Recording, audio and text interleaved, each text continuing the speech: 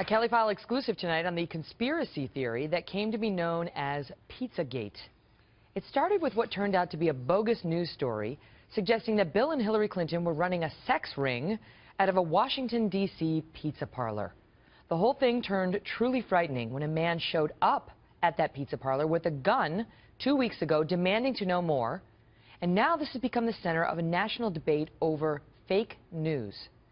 James Alefantis, the owner of the pizzeria, is talking for the first time. He is here on set with me in moments. But first we go to Trace Gallagher in our West Coast newsroom on how this whole thing got started. Trace?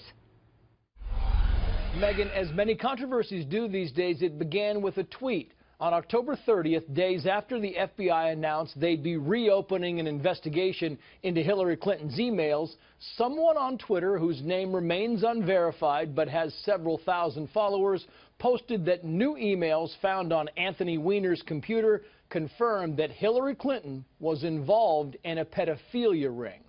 The Twitter post included information from a Facebook user who stated, quote, "My NYPD source said it's much more vile and serious than classified material on Weiner's device. We're talking an international child enslavement and sex ring." The next day, the bogus claim was picked up by a website called yournewswire.com, message boards like 4chan and Reddit, right-wing blogs, and several pro-Trump websites.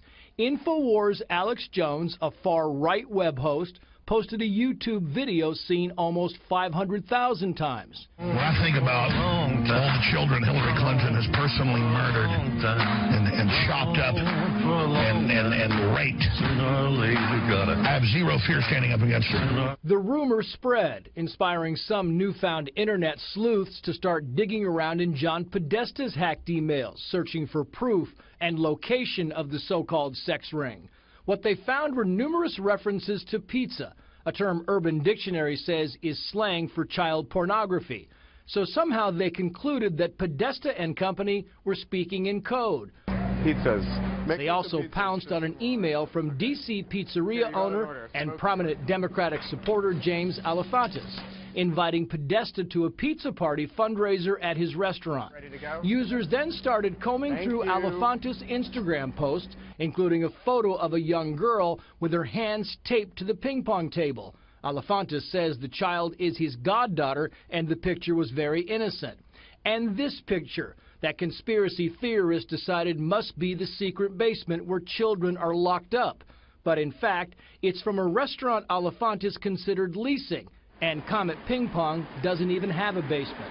By November 4th, just 6 days after the initial tweet about a sex ring, Alefantis was officially part of the conspiracy. He began receiving threatening phone calls with people labeling him a pedophile. On November 7th, the hashtag Pizzagate was born. And by November 16th, people started showing up at the restaurant to investigate for themselves, like well-known right-wing activist Jack Posobiec, who used a video camera to live stream his visit on Periscope, focusing on a child's birthday party, trying to catch nefarious activity. On December 4th, Edgar Welch showed up at Comet PIng Pong armed with an AR-15, a revolver, and a knife, determined to find underground rooms and vaults, firing his gun at a door behind which Alefantis says he wouldn't have found anything exciting. And here is our bags and coat closet. The bullet went into our computer system. After police arrived, Welch surrendered peacefully, saying that he was trying to rescue the children he was sure were hidden inside. He faces charges including assault with a deadly weapon. Megyn. Trace Gallagher, thank you. Joining me now in a Kelly File exclusive, James Alefantis, owner of Comet PIng Pong in Washington, D.C. James, thank you so much for being here. Thank you for having me. What a terrible ordeal this must have been for you. It has been. When this man walked into your restaurant with this gun, firing multiple shots, no one was injured. You weren't there that day, right? I was there earlier that day. You knew things were reaching a fever pitch, but did you ever foresee that? It had been building since before the election, so starting on November 4th, I started receiving messages on my Instagram that were just very bizarre and strange and accusing me of all kinds of falseness and conspiracy. And this built and built and built and built for over a month. And really, it's not just me that was involved. It was my staff who was harassed and attacked. They received Instagram messages, Facebook messages. Then it started to appear that images of children and other people were being taken from social media and blasted throughout the internet with this insane conspiracy idea filled with just lies about this impossible international conspiracy of human traffickers involving Hillary Clinton. Oh my goodness. And you're a Democratic donor. There's nothing illegal about that. No. It doesn't make you a pedophile or somebody who's part of a child sex ring. One of the pictures that Trey showed in the report, people have been pointing to, well, look at this is evidence. There's a child with their hands taped down. And you say there's a very simple explanation for that. Yeah, I'm very glad that you've had us on today. It's an incredible thing. We've invited your cameras into the restaurant because people have all of these ideas, and people use social media. This is a picture of my godchild in a completely innocent place, very happily playing with her sister. Her sister's taped her hands. Her parents are there. I put this on my Instagram with their approval. Right there, it sits there on the internet for a year and a half, and people start building these lies and falsities about innocent people and then spreading this image over the internet. When people talk about fake news, you know, a lot of folks just roll their eyes like, oh, you know, whatever. People will figure it out. The truth is they don't always figure it out. And someone could have been killed inside of your restaurant for no good reason other than people like Alex Jones fanned a conspiracy theory that even the D.C. police say has no basis in fact. Yes, it's a pack of lies, and it's dangerous. What happens is this person was inspired to drive across 4 state lines with an assault rifle and enter a family-friendly restaurant at 3 o'clock in the afternoon on a Sunday. So you can imagine the fear that must have been felt by these people, and this is real consequences. My staff lives in fear. My staff are the bravest people I've ever met, and we are trying to make sure that they're safe and do their job. Imagine someone coming to your workplace with an assault rifle. And to be accused of being a pedophile because you have emails that talk about pizza.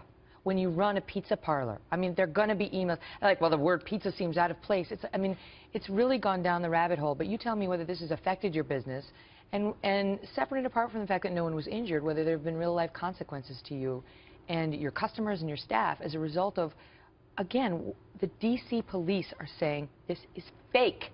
Fake. Thank you.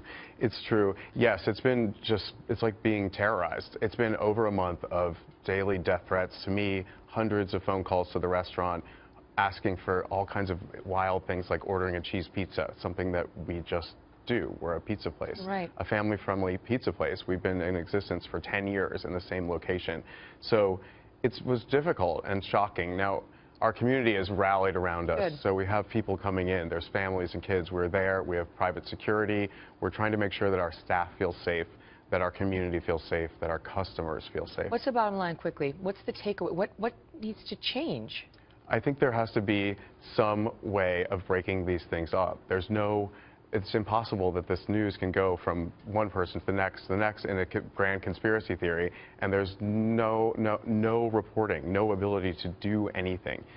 I know Reddit has banned this topic on its website. I mean, slowly but surely, those who help ban it are trying to dial it back out of the safety, out of concerns for the safety of those who have been endangered by Really, this could happen to anyone. It's not just us. It's any single person. I know you said to our producers, it's all so surreal until the gun comes in. Wow. James, thank you for being here and telling your story. Thank you so much. All the best to you. Thank you.